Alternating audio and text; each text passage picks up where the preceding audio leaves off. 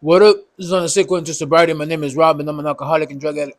So I'm gonna pick up where I left off with me getting a brand new security job, and I thought it was the best job I could find out there.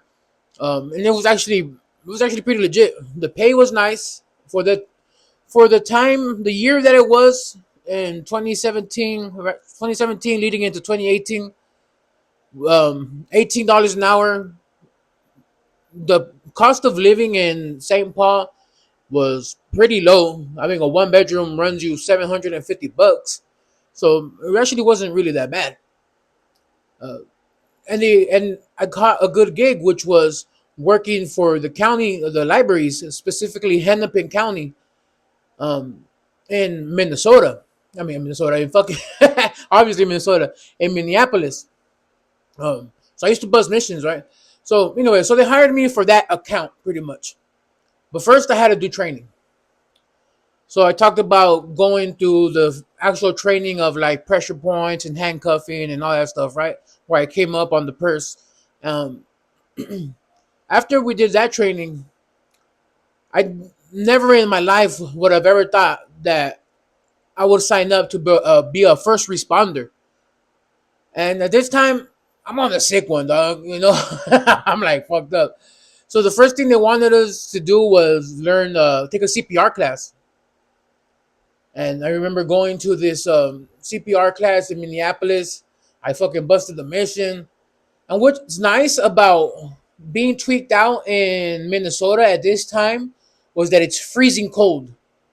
So if you're a tweaker and you're heavy set like me, your body is gonna run hot. You're gonna be sweating balls, but it's freezing out there, so it's like it feels good.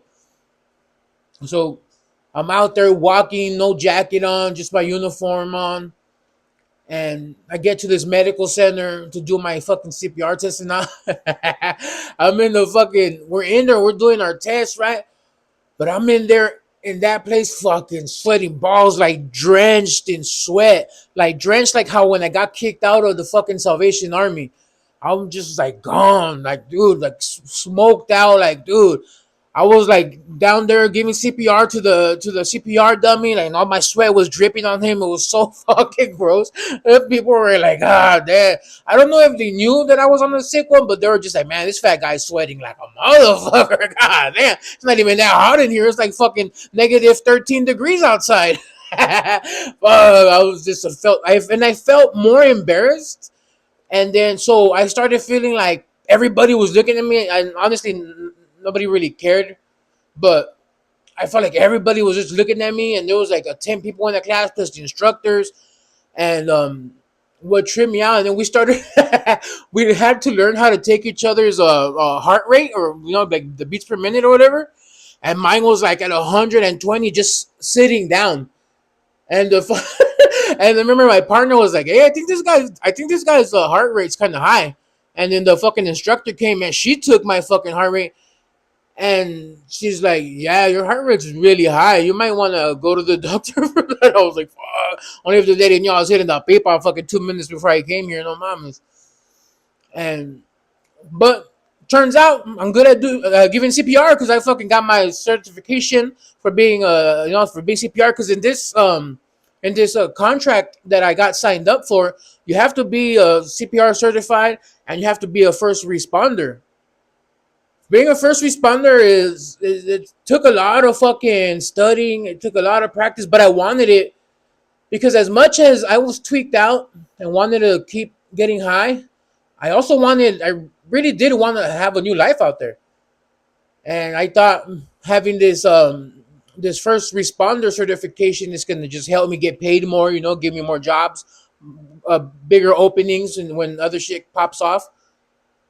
And so I remember just studying at home, taking tests at home, and then but work never came. Like they never had somewhere for me to start with. And my homie, and he started tripping, and his wife did started tripping too. Like, "Hey, Ron, like, what's up? I thought you got a job." And I was like, "Dude, I have I did have the uniforms and everything." And that was a mission. When I remember when they gave me all my uniforms, right? They gave me five shirts, five pants, the fucking the belt that goes around with the what's it called, the utility belt, You put your handcuffs. They gave me everything: a box of handcuffs, a fucking what do you call it? One of those sticks, fucking pepper spray.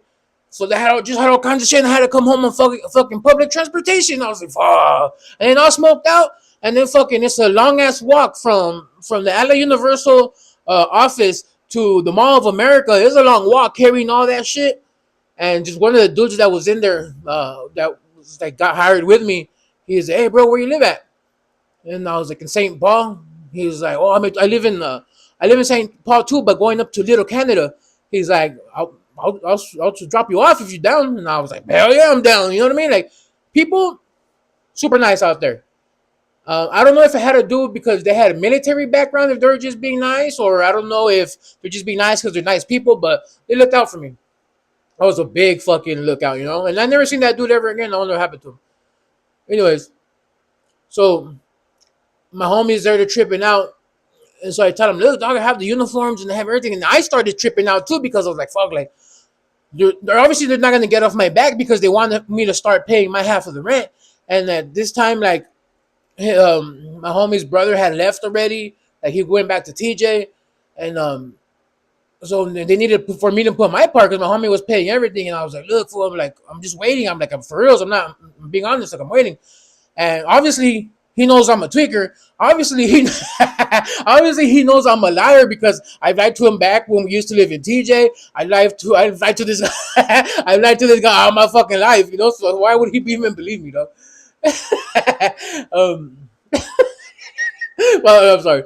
Um, so he's like, "Nah, well," he's like, "You need to get to work, dog." And then again, here come the threats. Like, "Hey, if you're not putting in food, you know, my girl's tripping and she's gonna want to kick you out and this and that." And then I get a light bulb, bing, no pun intended for the tweaker light bulb. I get a good idea. I know what to do. I'm gonna pretend to go to work, dog. I put on my uniform. I fuck. I put on my uniform and I'm like, "Hey, fool, I got hired today, dog." He's like, "Oh yeah, what? Where?" I was like, "It's at the library that's up here." I forgot what library it is, but it's right there in St. Paul. And it was just like I knew where it was because I've passed by on the bus a little bit, so I was just like, I could just fake it. I'll go hang out at the library for 4 hours and whatever. And my thing was, I was like, "Look, they hired me to work at this library. It's just a training day, pretty much. So I'm only gonna be gone for like about 4 hours, so just half shift, just to see what's up, you know." He's like, "Oh, that's right, that's what's up. I'm glad you're going back to work." I was like, "Hell yeah!" And he's like, "What time you go in?" And he was just trying to get all the information from me because obviously he didn't believe me. So I take off, and right next to the bus stop is a McDonald's. And I had a few bucks on me. I was hungry. I was still kind of tweaked out. I wanted to use the McDonald's Wi-Fi, so I rolled up to McDonald's. Obviously, I didn't have nowhere to go. I didn't have a job to go to, right? So I go to McDonald's. So I order my food and I'm kicking it. I'm watching Bob's Burgers and I'm eating a burger and I'm there for like an hour and a half. And then I finally decided, like, fuck it, I'm just gonna bounce. Like, I'm just gonna go take a bus ride up to that library just to get away from this area. I was like, just in case my homie wants to come through, he won't see me. And so I leave, right? So let's say I'm just gonna give it random times since I don't know what time. I told them I was gonna start at 2 p.m. and it's already like 3:30 p.m. The library's closed at 5. Why would I be why would I be going to the library at 3:30 to go work? I don't know. So I fucking walk across the street and I'm walking across the street and I look to my right and on the right hand side there's a liquor store and I see my homie coming out of the liquor store with a fucking 30 pack of beers and this motherfucker is blind as fuck. I mean I'm not hard to miss. So it just the universe was working against me that day and he fucking saw my big ass walking across the street to the bus stop and luckily the bus was coming there at the same time I got there because I timed it. And I hopped on the bus and I'm going, and then this who starts blowing me up. And I'm like, I was like, no way, dude. He called me on the third time that he called me. I answered. He's like talking shit. He's talking shit. He's like, "Hey, fool, what's up?" Hey, "What's up, fool? I thought you're going to work, doc. You're a fucking liar. You're gonna have to leave the pad." I was like, "What are you talking about? If I'm going to work?" And he's like, "Nah, I just saw you right now. You were walking across the street." I was like, "Yeah, but you saw me in my uniform catching the bus, right?" He's like, "Well, yeah." He's like, "But you see you're gonna go." I was like, "Yeah, it's because They changed my time on me, dog. I mean, it's not my fault. You know what I mean? They changed my shift. and, he, and he's like, fuck, fool. He's like, for real? And I was like, yeah. He's like, fuck, all right.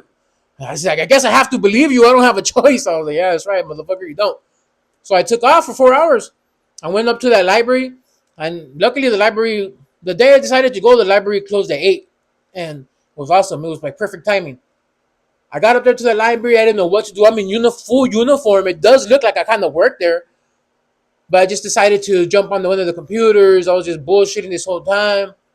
And at that time, I don't know where I heard it from, like some homeless that was kicking it in there. He said that Taco Bell next door was giving away free Dorito Loco Cool Ranch tacos. I'll never forget it because it's the one and only time that I had it, and it was the bomb. Maybe because I was tweaked out.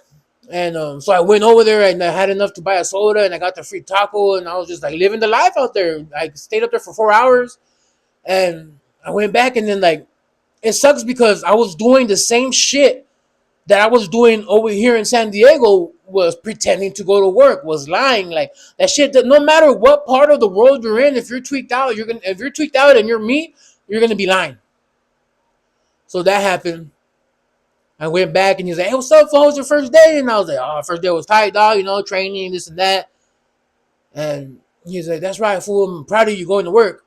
He's like, "When you get paid?" And I was like, "Fuck." I was like, "Damn." Dog. I was like, the way it works is that the first week that you work, like it doesn't count, but and then so they don't pay you until the third week, and I get paid every week and this and that." And he's like, "Oh yeah, that makes sense. That makes sense." And I was like, "Yeah, this is just the way it runs." And so that was my first experience in Minnesota of me lying to my friend that I'm going to work.